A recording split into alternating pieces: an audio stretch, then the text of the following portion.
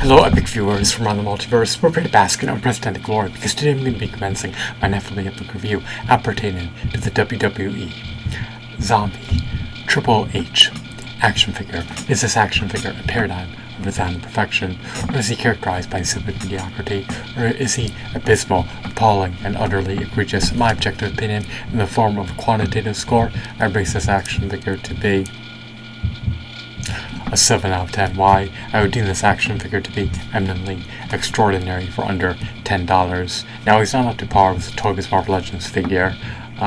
He lacks 32 to 40 points of articulation. However, he does have latitude for dynamic posability in a rudimentary sense. The arms can be moved outwards and inwards at your own discretion. Unfortunately, he's devoid of a diaphragm joint, but he does have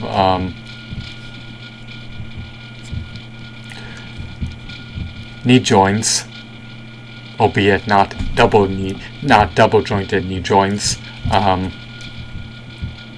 He has a little waist swivel. He can rotate the head. I don't want to tamper too much with his articulation. I don't want to compromise this figure's structural integrity. I've already tampered far too much with the joints thus far, so I'm done flaunting the articulation. But you can get him in nearly any pose you could conceive of, unless it's eminently dynamic beyond conceivability. Let's move on. I love his design. He seems to have a standard run-of-the-mill body, but as you can see, he looks as though he's zombified, to say the least. So in addition to having a zombified deco, his epidermis is peeling off, so he looks like he's tattered, dilapidated, worn out, and ravaged, you know. He looks like he's been through the ringer, to say the least, and it looks like he's poised for battle and ready to devour his adversaries and dismember them and beat them to bloody pulp. Unfortunately, to my dismay, he's missing his bottom jaw. I guess that has been ripped out. He's missing his crown, and this action figure is scuffed, marred, and he has dings and dents all over. It may be arduous to pinpoint, but if you were to see him in real life, at least this particular figurine, you would be able to ascertain that he's no longer unscathed. He's no longer in mid pristine condition. You probably can't see the scratches and scuffs, but they are throughout the body nonetheless. But I guess it is beneficial that you can't see them, because it truly embellishes and augments the figurine in every facet. You know, if you can notice imperfections and defects, then the figurine has a larger perceived value per se.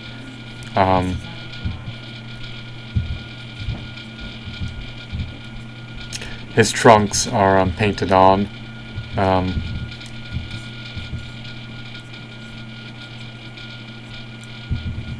His elbow bands or elbow guards or whatever these are supposed to represent, they're molded on, and his knee pads are also molded on. So this is just one cohesive figure. Everything is either molded on or painted on. We have this little spike protruding out of his thigh.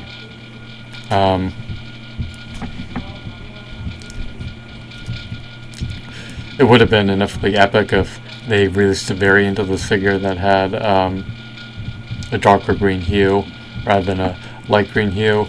It would have been preferable if he had more articulation in conjunction with a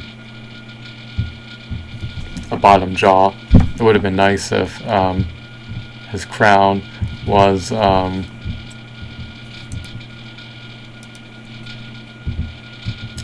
molded onto his head and not a separate piece that could easily get lost. And I would have preferred if he had finger joint articulation, fisted hands, double jointed knees, double jointed elbows, a diaphragm joint, and ankle pivots as well. and it would have been just an enthralling sight to feast your eyes on if he had some type of robe comprised of leather. How ineffably epic would that be if he donned a robe? But he's a great army builder figurine. He looks enhanced, and he looks like he's about to undergo a battle frenzy. This says crown equipped. As added, he looks like your run-of-the-mill zombie, but with it he looks like a supreme, divine, celestial zombie capable of achieving insurmountable feats. And he looks like he's ready and raring to go. He looks all revved up. He looks like a malicious, sadistic, cunning, conniving, malevolent, maligned zombie that's ready to trounce his adversaries, decimate them, and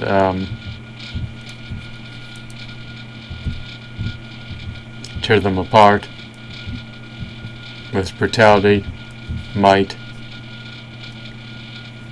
and rancor. So I hope that you found this video to be enthralling and insightful. I'm rating this figure 7 out of 10. It could have been improved in terms of value. It could have came bundled with additional figures, additional accessories. It could have had more points for articulation. The shadings could have been improved. The color schemes are appealing. He has these Christmas colors. They're supposed to represent his open wounds, aka the red, and the green skin. But it would have been nicer if the green was darker, and the red was darker as well. And he should have came bundled with some armaments. I mean, he would have been far more epic if he could come bundled with a giant axe or 2 giant axes, so that he could dual wield his weapons. He kind of looks like a character from Splatterhouse. So he's a decent army builder figure, but not the best. Not the best in terms of articulation. The design is aesthetically appealing, but without the jaw, it becomes less attractive, to say the least. And if you yearn for more zombie figures, you may want to add this one in conjunction with the other WWE zombie figures to your collection. It's always more fun, in my opinion, to mix and match, and to not have a homogeneous action figure collection or action figure army. In other words, being able to have an assortment of a multitude of zombie figures is more epic than just having 10 figures of the same character lined up. So 7 out of 10. I have no qualms, I have no grievances, and I guess I'm content with this purchase and decision. You can't go wrong to buy this guy for under $10, but for over $10 I would abstain and desist from buying him. Save your money for the next demonic figurine that you need to add to your shelves, because inanimate hunks of plastic provide you with your stimuli and augment your life. If you want to get your jollies, and look no further than buying this WWE Zombie Triple H action figure for under $10 at a flea market near you. Here's the back. Here's the front. I guess it's better that the pieces are molded on rather than separate pieces, because if they were separate pieces, I'm sure they'd be drooping down to the bottom, and I'm sure that they would come loose. So if they're molded on, at least you know that his belt isn't going to fall off. You know that his pieces are going to be intact, and you know that it's going to look more cohesive, and it's going to be better